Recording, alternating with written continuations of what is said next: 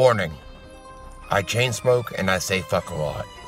But I accept myself for the way I am. I accept you too. Viewer discretion advised. Rome is abuzz with Italian media reports about the 6-year-old secret dossier being shown privately to some journalists. A dossier detailing the homosexual mafia inside the Vatican, and that dossier names names. What's up, people? As you may or may not have been aware, we've been kind of quarantined for the past 5 days or so because of Hurricane Florence hitting us here in Myrtle Beach, South Carolina, although it was blown a little out of proportion. I have been busy with family and dealing with all this and haven't really been able to work on any videos, and I've been a little sick on top of it if you can't tell from my voice. I'm not homophobic at all, actually. I really don't give two shits if somebody's gay. It's none of my business. I actually have some friends that are gay. I don't care. But when I hear something that perks my ears up and connects somewhere else, I listen. So there's a gay mafia in Hollywood. Supposedly there's a gay mafia in the Vatican too. Who would have thunk it? The newspaper, who got a look at the closely held dossier, has not yet released everything it knows about the people named in the dossier, but it is looking like it will, and that will set off an earthquake. One thing that was released in their reporting is that a Pope Francis favorite, Kevin Farrell, a man personally picked by Francis, raised from a bishop in Dallas to a cardinal in Rome in charge of the dicastery on the family, had been charged with sexual impropriety and immoral acts, the precise nature of which the paper did not disclose. That, of course, directly implicates Pope Francis, again, himself in promoting a man into his inner circle who he knew had been charged in church courts with immoral sexual activity. Specifically regarding the dossier, the bombshell reporting presents a very sordid picture of the daily goings-on in the Vatican owing directly to the machinations of the homosexual lobby. For example, there was this quote from the article, quote, "We are able to view a document on papal letterhead included in the investigation, and here we publish an excerpt. It is a list of prelates and laymen who belong to the so-called gay lobby, which through blackmail and secrets could affect or have conditioned positions and careers, theirs like those of others. We will not reveal the names shown in the list, but we can confirm that among the names there are people removed by the Pope, others moved from office, others who still hold important positions in strategic organs for the Vatican, such as the Office of Propaganda Fidei and even the Secretariat of State," close quote. And then, of course, there's this quote. "If the public were aware of the content of the final report," they're talking about the dossier, "it would be a disaster for the image of the church, already devastated in the whole world by sexual scandals." You wonder how many more broadsides the Francis papacy can take. These are direct hits which implicate Francis himself. Il Fatto published 2 articles. The first one was on Cardinal Kevin Farrell, and apparently there's some sort of file on him detailing sexual misconduct. Now, the Vatican is refusing to comment on this. Okay, it's taking the same tack as Pope Francis. It's neither confirming nor denying. It's only, words where we will not communicate on this. Now, they're very good at that. If this file didn't exist, they could easily deny it, but they're refusing to do that.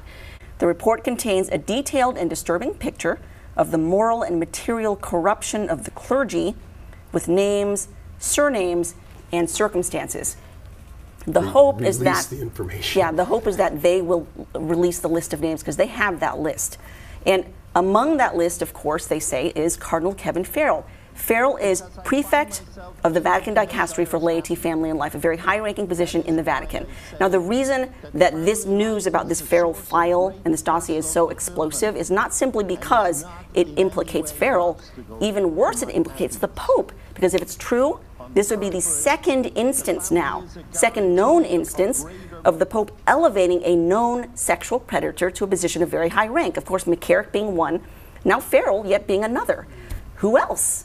Now this is a little background on Father Maciel. This man was a total monster, a monster. This is a man who tried to develop the aura reputation of holiness, and people really almost worshipped him like in a cult. But in fact, he had fathered multiple children with multiple concubines. He had raped his own sons, and Benedict ended up relegating him to a life of prayer and penance. But for Farrell to claim that he'd only met him once or twice, we have at least 2 witnesses who say that is a total lie. One whom we spoke to is Father Paul Lennon. He's no longer a priest, but he was a priest in the Legion of Christ, in the same group at the same time as both Farrell brothers were in there, because there was Brian Farrell, who's now a bishop in the Vatican as well. They were all in the Legion of Christ together. They knew each other, very good friends. And according to Lennon, he said, quote, when Kevin Farrell was working in Connecticut as a legionary priest before he left the community in 1984 or so, Kevin did spend time with Father Maciel when Father Maciel visited. We actually have confirmed that with a second witness who, with his own eyes, back in the 1990s, 96, summer 96, with his own eyes, he saw Father Maciel in civilian clothes being greeted at the door by a very young Father Kevin Farrell, in civilian clothes. This is very important. Father Maciel spent the night there. Ew. I'm not, saying anything untoward happened. I'm just saying that they knew each other well enough that when Father Maciel came up from, from the Legion down there, he actually made a special visit, an overnight visit with Kevin Farrell. You don't do that when you're the founder of an order with some low-level guy, nothing, that you've met once or twice. Yeah, that's simply not true, and it's not believable. One particular instance in 2010 when he actually tried to get a, not accused, not credibly accused, but actually convicted of homosexual predation on the youth, a man convicted for that in 2010. The man is Father Julio Cesar Grassi. Now, he was convicted in 2009. He ran an orphanage down in Argentina. He actually was credibly accused by several of the orphans of sexually abusing them. Some of them were male.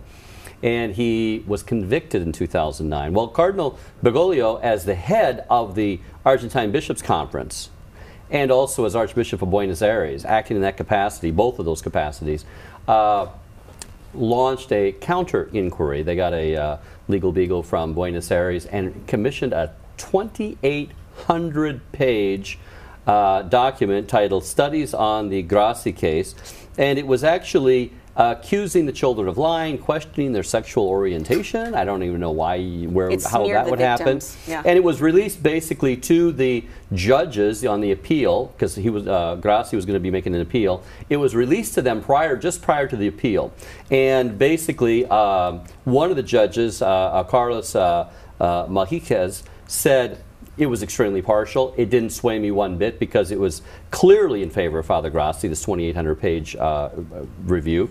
And he was asked, well, was the church really trying to influence you judges? And he said, well, yes, that's totally correct. Well, now, keeping all that in mind, and even the study itself said that Cardinal Bergoglio himself sent that study to the appeal judges. Keeping that in mind, we're going to fast forward now to, I think it's this last summer, a documentary of a group that tried to get comment from the Pope many times on this Grassi incident. Grassi's still in jail, by the way, 15-year sentence. And a woman finally got close to him in St. Peter's and asked him this question. Let's go ahead and take a look. Sua Santidad, en el caso Grassi, intentando influir a la justicia argentina,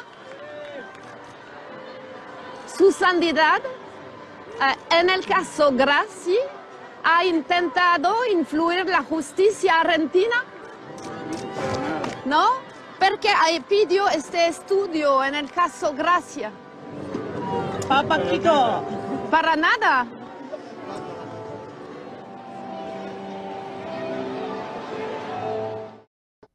Okay, so he was specifically asked there, it's on tape, did you ever try to influence the judges in the Grassi case? And he straight up says, no, I never did.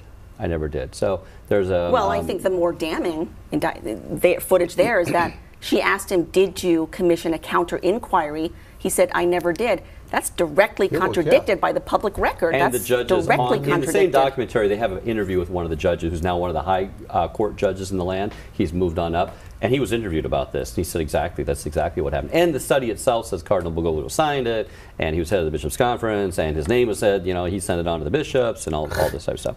I guess he looked a little stunned in that. Yes, he did. He looked a little kind of completely caught off guard. Fucking stoned.